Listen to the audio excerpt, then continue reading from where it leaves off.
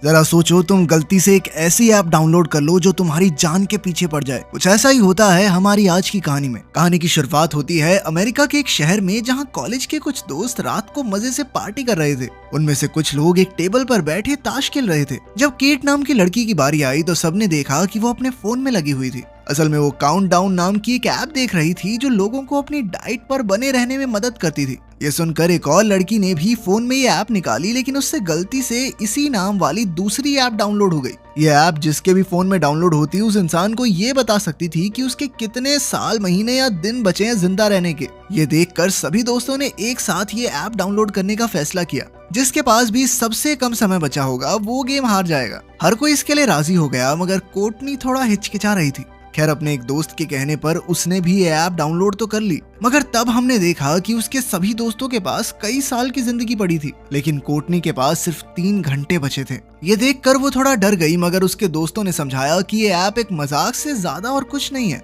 फिर पार्टी खत्म होने के बाद कोर्टनी अपने बॉयफ्रेंड इवान की गाड़ी में बैठी तो उसे एहसास हुआ कि इवान नशे में पूरी तरह धुत था। उसे डर लगा कि कहीं ऐप की बात सच तो नहीं हो जाएगी, इसीलिए उसने पैदल घर जाने का फैसला किया। ये देखकर इवान गुस्से में गाड़ी लेकर चला गया। इधर कोर्टनी अंधेरे में अकेली चल रही थी कि अचानक काला कोट पहने एक आदमी उसका पीछा करने लगा। तभी उसे ऐप से नोटिफिकेशन आई कि उसके पास सिर्फ 7 मिनट बचे हैं। वो काफी ज्यादा घबराई हुई थी और सीधा घर चली गई। फिर उसने बाथरूम में जाकर फोन बंद कर दिया, लेकिन फोन अपने आप ऑन हो गया और फिर से वही ऐप खुल गई। और फिर जैसे ही समय खत्म हुआ, किसी ने अचानक कोर्टनी को छत की ओर खींचा और उसे जान से मारकर बाथटब में फेंक दिया।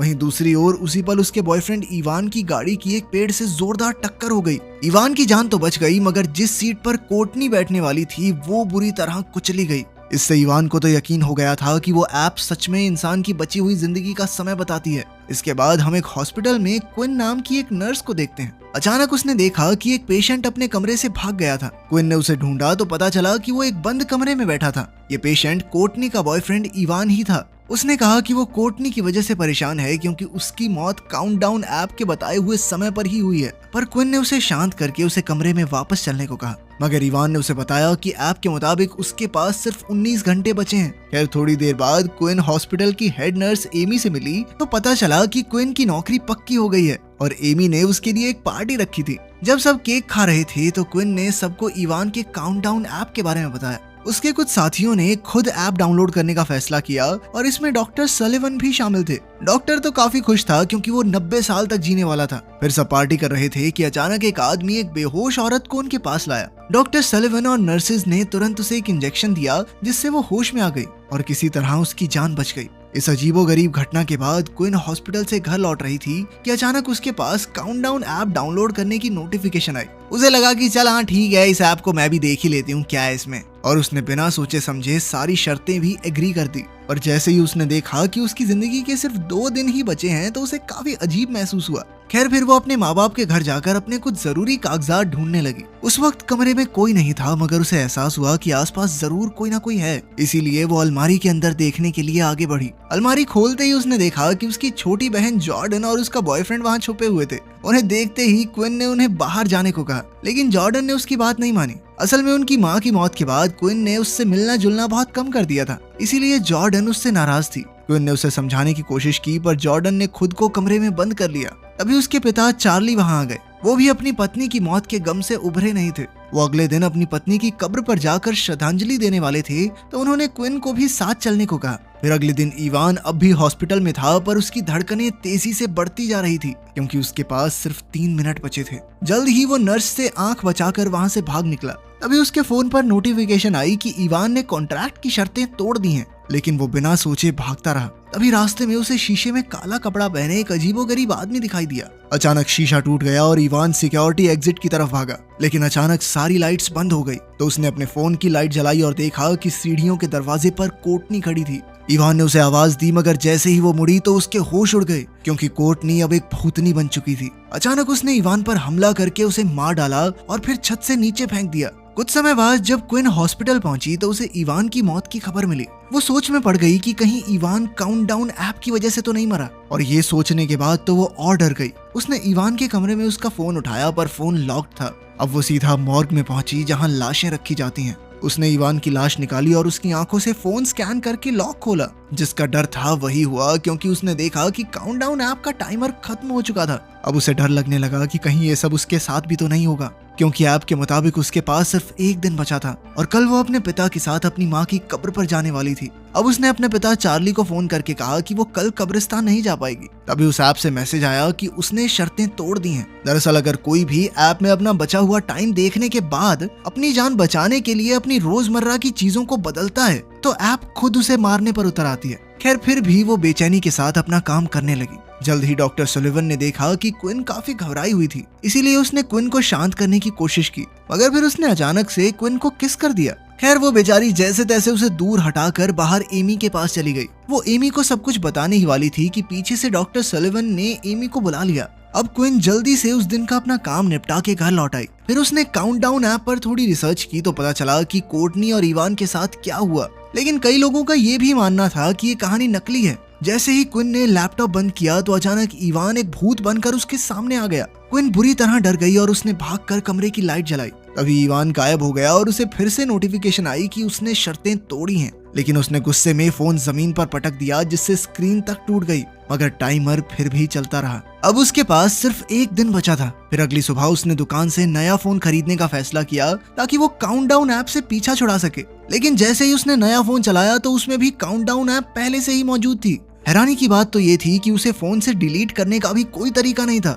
अब क्विन वापस अपनी गाड़ी में बैठी, पर उसने शीशे से देखा कि गाड़ी के पीछे काले कपड़े पहने एक आदमी खड़ा था। जैसे ही वो पीछे मुड़ी तो वो गायब हो गया और क्विन वहां से निकलने लगी, मगर अचानक किसी ने अपने हाथों से उसका मुंह ढक दिया और उसकी गाड़ी किसी और से टकराने से बाल बाल बची। तभी दूसरी गाड़ी वाला आदमी उससे झगड़ा करने के लिए बाहर आया। उसी वक्त फोन वाली दुकान से एक आदमी निकला और क्विन की तरफ से बोलने लगा कि लगी तो नहीं ना गाड़ी, चल जा यहाँ से। जैसे तैसे उसने गाड़ी वाले को भगाया और क्विन को बताया कि उसका नाम मैट है। उसने फोन स्टोर में क्विन की बातें सुन ली थी। मैट ने बताया कि उसने भी यही ऐप डाउनलोड की है। इसके बाद वो दोनों एक बार में गए और उन्होंने हिसाब लगाया कि इस ऐप के बताए समय पर लोगों का मरना कोई इत्तेफाक तो नहीं हो सकता। क्विन को लगता था कि जिस आदमी की झलक उसे दिखाई देती है शायद वही सबकी जान ले रहा है। फिर उसे याद आया कि हॉस्पिटल में एक पादरी है, तो वो मैट के साथ उनसे मिलने चली गई। पादरी ने उन्हें एक आदमी का नाम पता दिया जो इस तरह की राक्षसी आत्माओं का सामना करने की ताकत रखता था। अब मैट और क्विन उससे मिलने जा ही रही थी कि एमी ने क्विन को एक जरूरी काम के लिए बुलाया।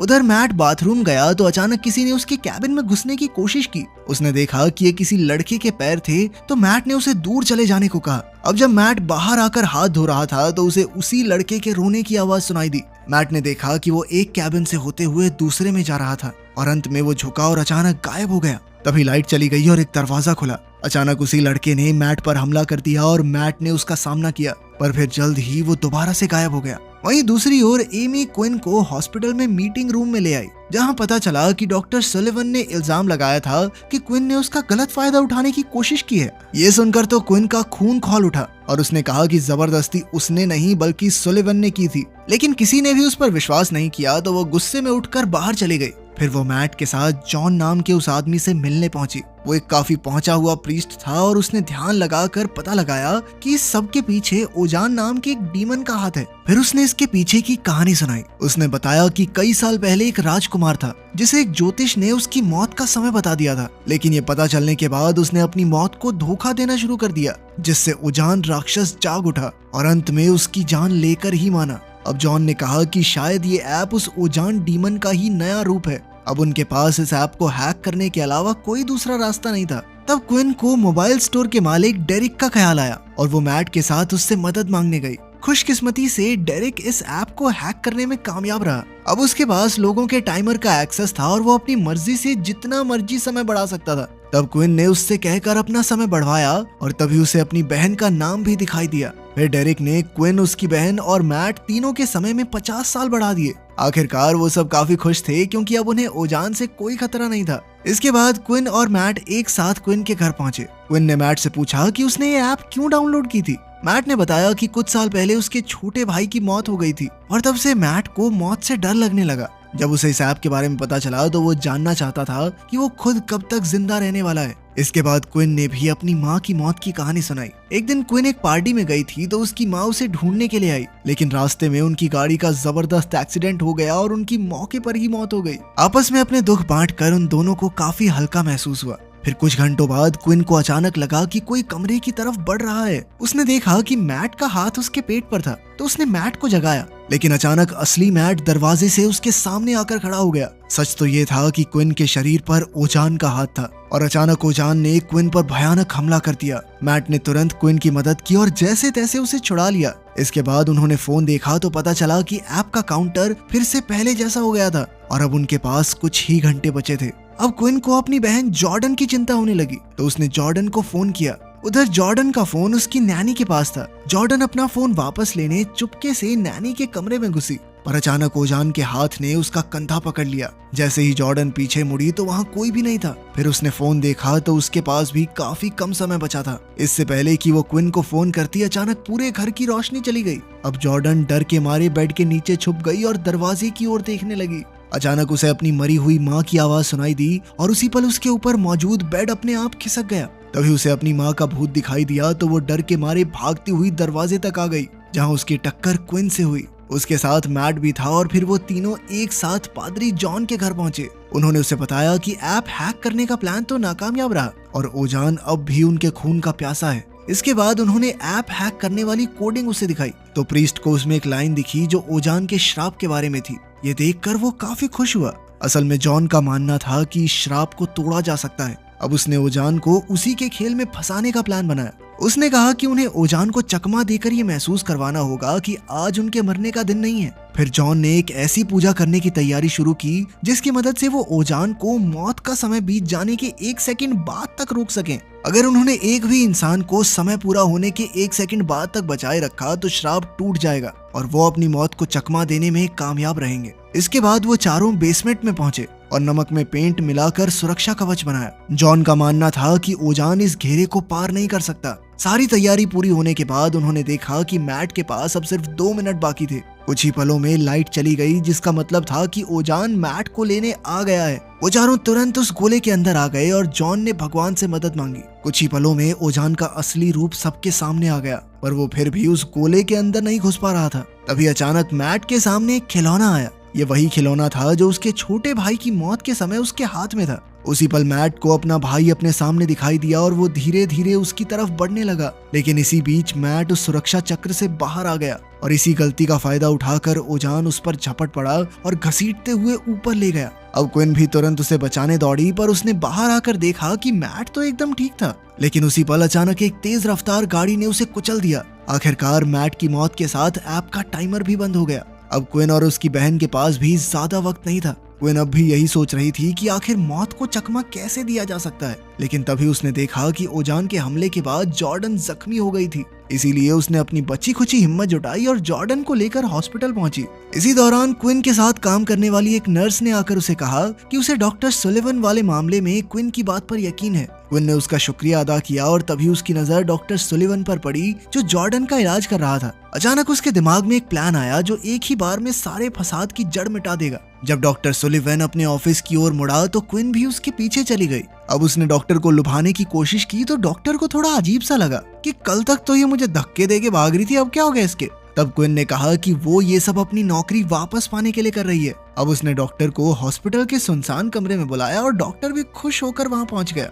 वो क्विन को ढूंढ ही रहा था कि क्विन ने कहा कि वो छुपम छुपाई का खेल खेलेंगे। डॉक्टर क्विन की आवाज सुनकर उसे ढूंढने लगा, मगर वो ये नहीं जानता था कि क्विन अपने हाथ में लोहे का सरिया लिए खड़ी है। मौका मिलते ही क्विन ने सरिये से डॉक्टर पर जोरदार हमला कर दिया और वो जख्मी होकर जमीन पर गिर गया। क्विन ने उसे एक जानलेवा इंजेक्शन देकर उसका काम तमाम करने की धमकी दी, लेकिन उस वक्त जॉर्डन भी क्विन के पीछे पीछे वहाँ तक आ गई थी। जॉर्डन ने उससे पूछा कि आखिर वो ये सब क्या कर रही है। क्विन ने जवाब दिया कि अगर वो ऐप के बताए हुए समय से पहले ही डॉक्टर को मार डाले तो ऐप की भविष्यवाणी गलत हो जाएगी और इस तरीके से भी श्राप टूट ही जाएगा। जल्द ही उसे एहसास हुआ कि उसका आइडिया एकदम सही है, क्योंकि जैसे ही उसने डॉक्टर को जानलेवा इंजेक्शन देने की कोशिश की तो ओजान ने सुलिवन को पीछे खींच लिया। अब क्विन सरिया लेकर डॉक्टर के पीछे गई। इधर जॉर्डन को फोन पर मैसेज आया कि उसकी जिंदगी के सिर्फ 2 मिनट बाकी थे।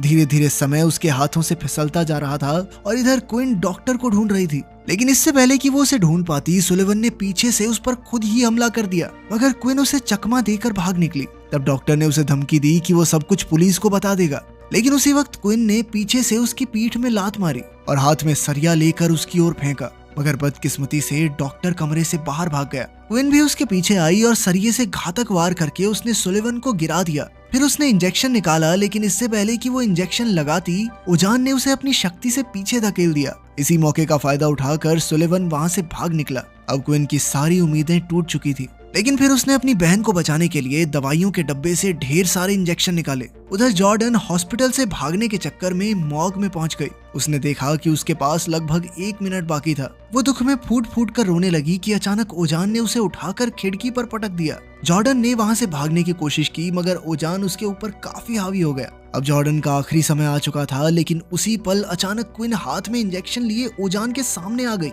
वो अपनी बहन को बचाने के लिए किसी भी हद तक जाने को तैयार थी, मगर तभी ओजान उसे रोकने के लिए उसकी माँ का रूप लेकर उसके सामने आ गया। अपनी माँ को सामने देखकर क्विन का दिल भर आया, पर जल्द ही उसे एहसास हो गया कि ये सब सच नहीं है। उसने वो इंजेक्शन खुद को लगा लिया और बेहोश होकर जमीन पर गिर गई। अब ओजान ने उसी पल उसे बचाने के लिए हवा में उड़ाया, लेकिन अब बहुत देर हो चुकी थी। उसी पल ओजान का श्राप खत्म हो गया और ओजान एक ही पल में राख बनकर हवा में गायब हो गया। इधर क्विन फिर से नीचे गिर गई तो जॉर्डन उसे उठाने आई। तभी उसकी नजर क्विन के हाथ में रखी दवाई पर पड़ी। उसने देखा कि क्विन की बाजू पर इस दवाई का नाम और इसे लगाने की जगह लिखी हुई थी। तब जॉर्डन ने सिरिंज में दवाई भरी और सही जगह पर इंजेक्शन लगा दिया। कुछ ही पलों में क्विन को होश आ गया और जॉर्डन ने उसे जोर से गले लगा लिया।